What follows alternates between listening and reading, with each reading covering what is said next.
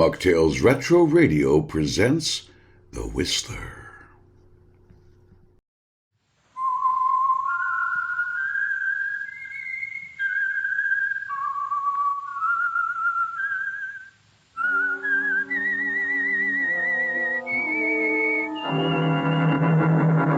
I am the Whistler, and I know many things, for I walk by night.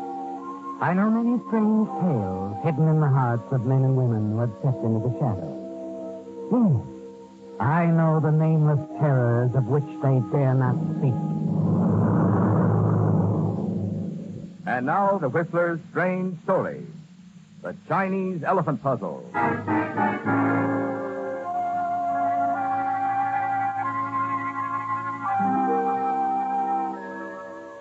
The night stretches black and humid over Singapore, and the murky heat teems up from the street through the sandals of the rickshaw boy as he pulls his fare through a narrow back street.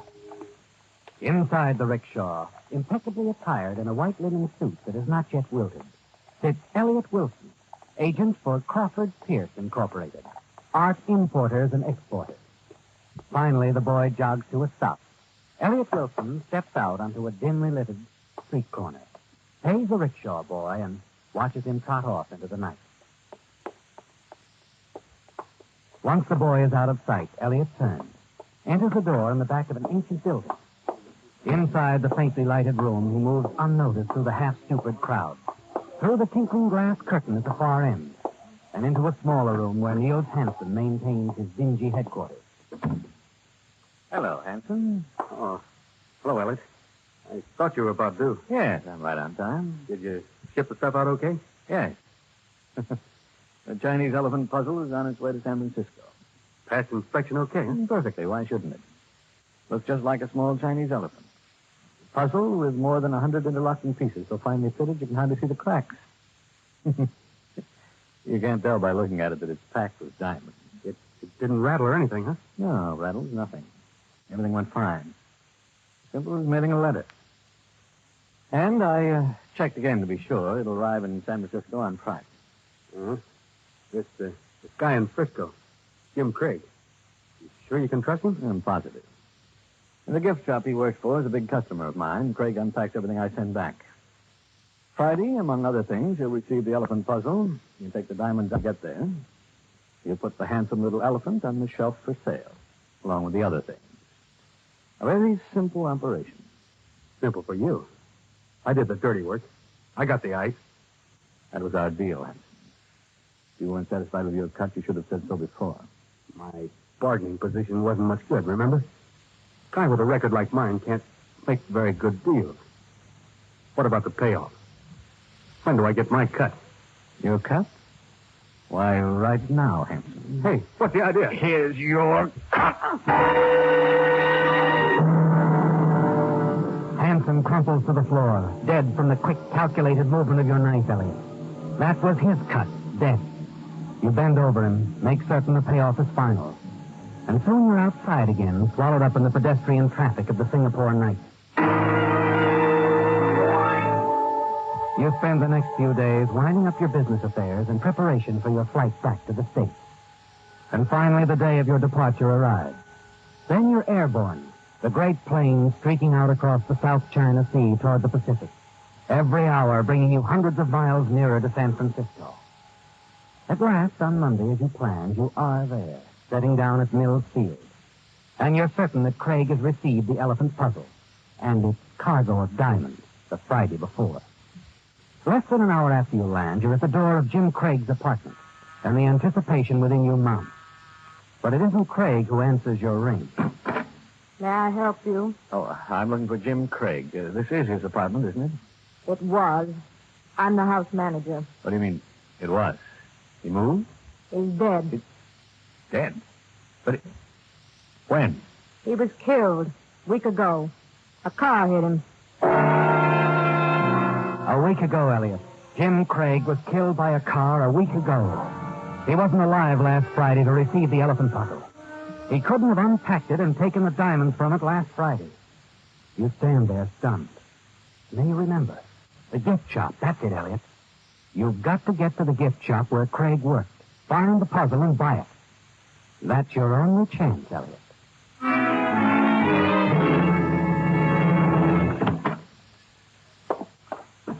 Good afternoon. May I help you? Oh, well, Mr. Wilson. Hello. My goodness, I had no idea you were any place in the wide world but Singapore. How are you, Evans? Oh, you know me, Mr. Wilson. I'm always fine, just fine. Except, of course, recently, just a week ago, our Mr. Craig. Yes, I just heard. I'm terribly sorry. Of course you are. All of us here, of course. Family, you know. That's what we are here at the shop. Simply a family. But then, we're being brave, Mr. Wilson. Simply carrying on. Yes, I'm sure you are, Evans, and that's as it should be. Mind if I have a look around? I'd like to see some of the pieces I've sent you. For sentimental reasons. Well, of course. Just you look all you like. All right. Oh, I recognize that silverware. Pure Malayan. Must have sent that about 3 weeks ago, didn't I? You did just that. And, it is a good seller. Mm-hmm. Oh, here's that pottery on the next shelf. I wonder. Oh, then I suppose not. Looking for something in particular, are we, Mr. Wilson? Well, no, not really. Just a silly notion of mine. You may not remember it at all. Oh, now don't say that, Mr. Wilson. Why, I remember every single little item you sent. It's so distinctive, so simply distinctive. Now, just what are we looking for? Well, as a matter of fact, it probably arrived about last Friday, I imagine. An oriental puzzle, a small elephant. Oh, of course it arrived. And last Friday, too. You know, I tried to work it. I just couldn't get it apart. It's easy once you know how. I'd like to buy it back from you, Evans. I sort of took a fancy to it. Oh, I am sick, Mr. Wilson. Simply sick. What do you mean? Well, it's gone. I sold it. I never dreamed you'd want it. Never dreamed. Saturday morning, first thing Saturday morning, I sold it. You remember who you sold it to, by any chance? Why, yes. An elderly gentleman who was short and heavy set. His name? Oh, I'm afraid I don't know.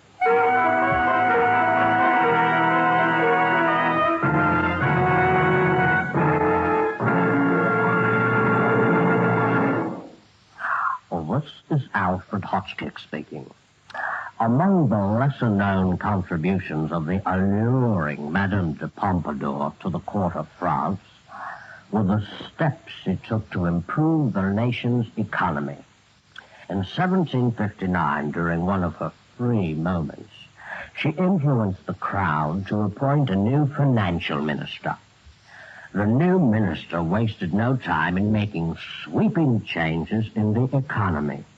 He cut government expenses greatly and went so far as to propose a tax on the land held by the nobility. Need I say his actions were in no way popular with the ruling class.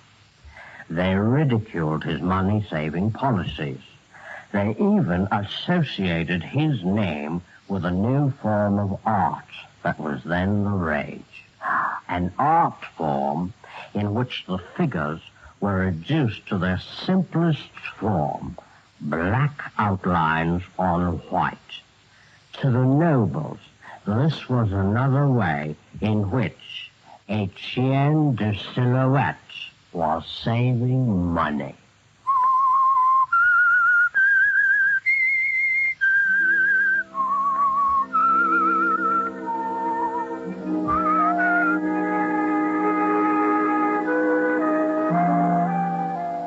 It was going to be so simple, wasn't it, Elliot? All you had to do, once Hanson was out of the way back in Singapore, was to get to San Francisco and collect the diamond from Jim Craig. But Craig was killed before the small elephant puzzle, with a diamond safely tucked away in it, arrived. And now you discover the elephant has been sold, and the clerk, Evans, has no idea of the purchaser's identity.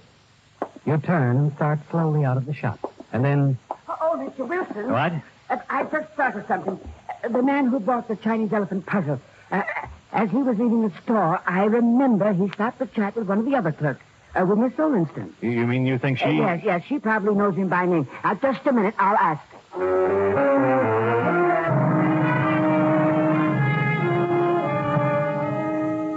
Early that afternoon, you're on the move again, Elliot. Headed upstate toward a small community on the Sacramento River and a man named Alton Galloway, the man who purchased the elephant puzzle. By evening, your train arrives in Riverview.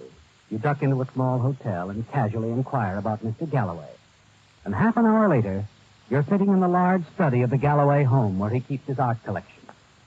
Galloway, a small man with a massive shock of white hair, sits at his desk peering at you over his glasses. And as you talk, his glance shifts occasionally to a table nearby, to the small elephant resting on it. So you see, Mr. Galloway, I expressly bought the Chinese elephant puzzle for a customer of ours in San Francisco, and through some error, it was sold to you. Yeah, it's a fine piece. Excellent bit of work. A real buy. And incidentally, a real puzzle. Yes, of course. I hope you won't be too disappointed. I won't be, Mr. Wilson. Oh, fine. I'd rather... See, I have no intention of returning the elephant puzzle. But, Mr. Galloway... A deal is a deal. But surely, Mr. Galloway, with all the many fine pieces you already have... I didn't buy it for myself, Mr. Wilson. I'm planning it as a surprise for my nephew in New York. It's for his collection. He's a fiend on Chinese puzzles. You're sending it back east? Yes, in the morning. Oh, excuse me. Your eyes follow Galloway as he walks past you and disappears into the hall. You've failed, haven't you, Elliot? You could offer him money, a great deal of money, couldn't you? But that would only arouse his suspicions. You'll have to find another way. And then suddenly an idea hits you. Quickly, you step around Galloway's desk to the French windows opening onto the patio. Slip the latch, and then hurry back to your chair. When he returns, you get to your feet. Well, Mr. Galloway, I've already taken up too much of your time. That's quite all right. You won't change your mind, sir. I'm afraid not. Well, I tried anyway. No hard feelings. No hard feelings. As you said, Mr. Galloway, a deal's a deal. Good night.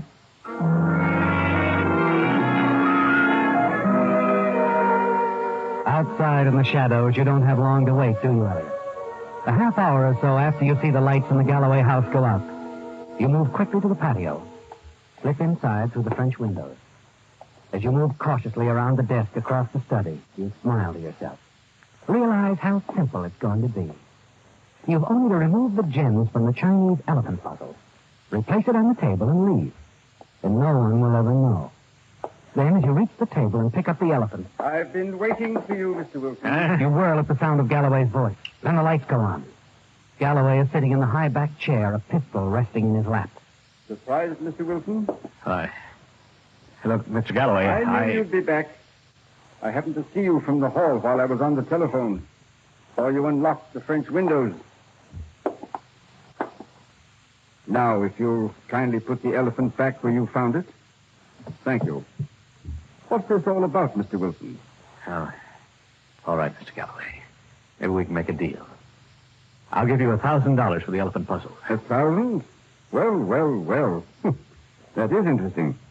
Perhaps I'd better examine that elephant more closely. Must be something quite unusual about it. Something that I must overlook. 2,000, Mr. Galloway. Is it a deal? Sorry. Now, if you step out in the hall, I'll call the police. Well, Mr. Wilson? Okay. You're making a big mistake, Mr. Galloway. Am I? I don't think so. Go ahead. After you. As Galloway steps aside to let you enter the hall, you see your chance. His eyes leave you for a moment. And in that split second, you lunge for the gun. The two of you fall back into the study. He's surprisingly strong and quick for his age, isn't he, Elliot?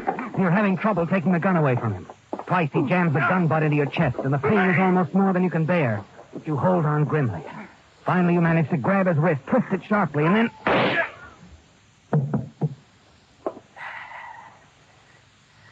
You stare down at the still form at your feet. He's dead, isn't he, Elliot? The gun still clutched tightly in his hand. You hadn't expected this to happen. And now you've got to get away as quickly as you can. But first, you're going to take what you came for. And as you turn and start across the room, you hear footsteps outside on the patio. You drop behind the desk, just in time, as a man comes running in through the open French windows. He hurries past you into the room. Mr. Galloway! Mr. Galloway! Galloway. Good boy.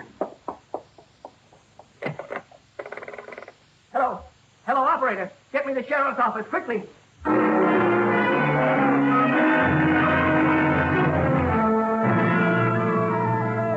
You've got to run for it now, Elliot. You glance across the room to the table. The elephant. You decide that you can't risk going for it. The man phoning the police in the hall would certainly see you. So you slip quietly out through the French windows, across the patio, and run into the cover of night.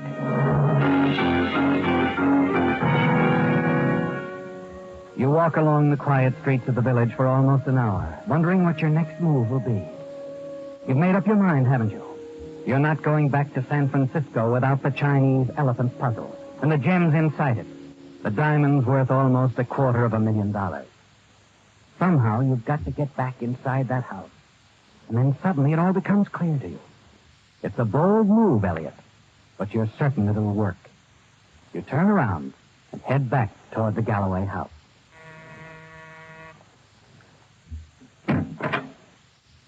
Yeah? Mr. Galloway, is he in? Well, I'm Elliot Wilson of Crawford Pierce, art dealers in San Francisco. He'll know. Crawford Pierce, huh? Oh, yeah. I've heard of him.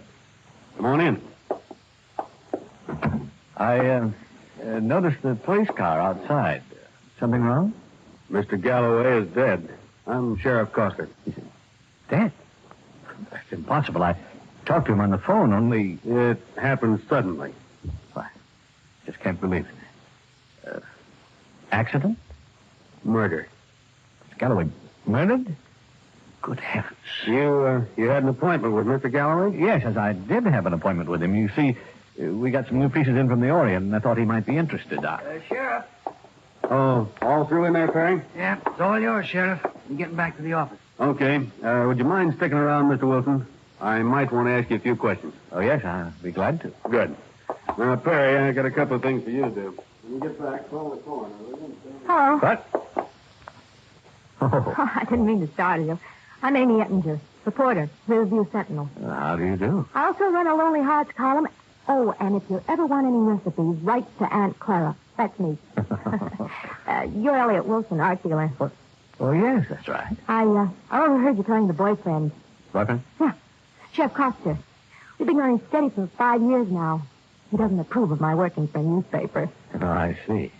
Come on, I'll show you some of Mr. Galloway's stuff. Well, the sheriff asked me to stay here. Oh, you won't mind. Like I said, he's the boyfriend. Mr. Galloway's things are worth a lot of money, I suppose, but this Oriental art leaves me cold. But I ought to take some pictures of all this stuff. Oh, you're a photographer, too? A small-town reporter has to be ready for any emergency. That's my equipment out there in the hall. Oh? Well, his collection might make a nice story. Why not take a few shots? Well, if you think so. Well, sure. Worth a try anyway. You stay right there, Mr. Wilson. Be right back.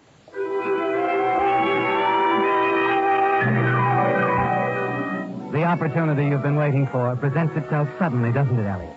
And you find yourself alone in the room. Quickly, you slip the elephant into the pocket of your trench coat. In a moment, the girl returns. Sheriff Coster is with her. It's all right, isn't it, Hank? Oh, I guess you can take pictures if you want to. Just stay out of the way, huh? Okay. By the way, what'd you do with the list? Over there, on the desk. Sheriff, Oh, Mr. Wilson. I was just wondering, you said this was murder. Mr. Galloway was shot with his own gun. It wasn't accidental. But why? I mean... It's hard to say offhand. Could be that Galloway surprised somebody here in the study. It was a struggle, you know. Stuff here's pretty valuable, isn't it? Oh, yes. Is anything missing?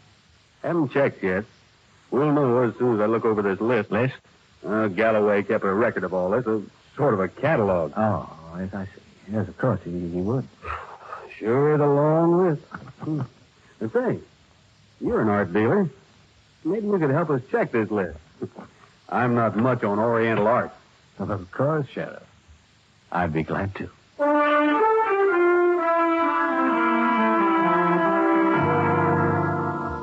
You spend the next hour checking over the items of the Galloway collection with Sheriff Coster.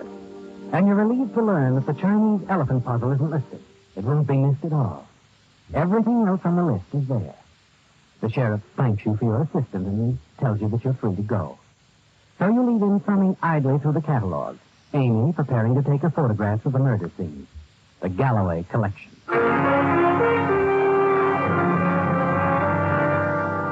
On the way back to your hotel, you stop on a deserted side road and remove the diamonds from the puzzle.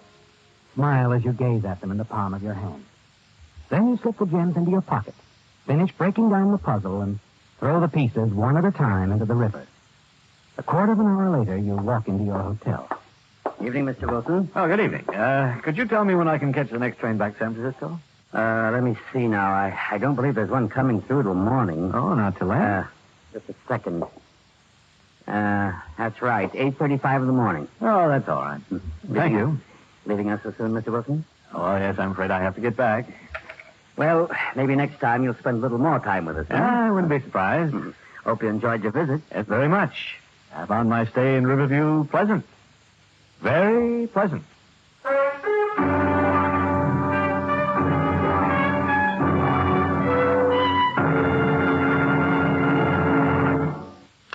This is Alfred Hotchkiss speaking. I've just discovered the identity of the patron saint of radio and television performers. He was the Reverend W.A. Spooner of England. This good gentleman was the Dean of New College, Oxford, during the latter part of the 19th century. And when he delivered a lecture on campus, it was generally well attended. Why? Because when the Reverend Mr. Spooner became excited over what he was saying, he generally twisted his words quite badly. A phrase like the conquering kings would come out the kinkering kongs. The poets Keats, Byron, and Shelley might be referred to by Dean Spooner as Beats, Siren, and Kelly. Students eagerly attended his lectures, waiting for the next faux pas. Soon they began referring to their mentor's word scramblings as Spoonerisms. And to this day, the name has stuck. The kind of blooper in which some key syllables wind up where they don't belong is still known as a Spoonerism.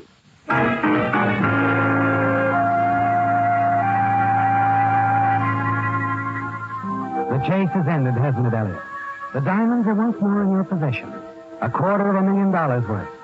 And now you won't have to share it with anyone. The following morning, you board the train with the diamonds safely tucked away in your luggage. And finally, when you arrive in San Francisco, you hurry to your apartment. You're not going to waste any time cashing in on the diamonds, are you? You put in a phone call to one of your contacts that you're certain will make a good deal for you.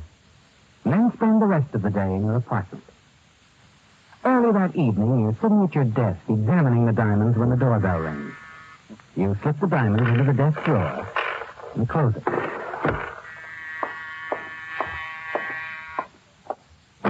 Come in, Dave. Why, Sheriff Coster. Evening, Mr. Wilson. Can we come in? Oh, yes, of course. This is Lieutenant Newman, San Francisco Police. We're working on the Galloway case together. Is that so? How do you do, Lieutenant? Hello, Mr. Wilson. You knew a man named Hanson back in Singapore, didn't you? Yes, I believe I met him once or twice. The Singapore police were after him in connection with some stolen diamonds. They caught up with him last week. So little late, he was dead. Oh, it's too bad. We've been told by Singapore that Hanson had arranged to have those diamonds smuggled into this country. When his body was found, the diamonds were missing. And Hanson had no money on him as his share of the payoff. Lieutenant Newman here thinks it all ties in somehow with the Galloway murder, Mr. Wilson. But how could that be, Sheriff? Mr. Galloway bought a Chinese puzzle in the form of an elephant. Our investigation shows that you had it shipped over from Singapore. Yes, well, I buy and ship so many things. Sure, I know.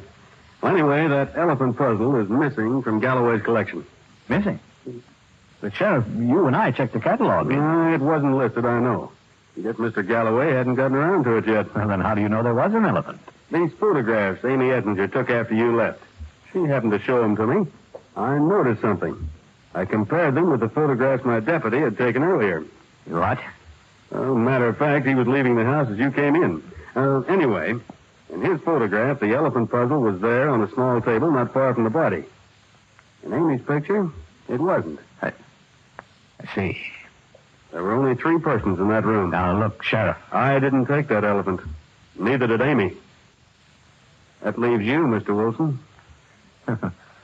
Well, gentlemen, I can assure you that elephant isn't here. You welcomed it. The elephant is only part of it, Mr. Wilson. What we're most interested in is the diamonds. We have a full description of them. And the Singapore police are certain that when we find the man with the diamonds, we've got the man who murdered Hanson. What makes you think that We don't think anything yet, Mr. Wilson. But I'm afraid we'll have to search your apartment. I guess we might as well start right here, in your desk drawer.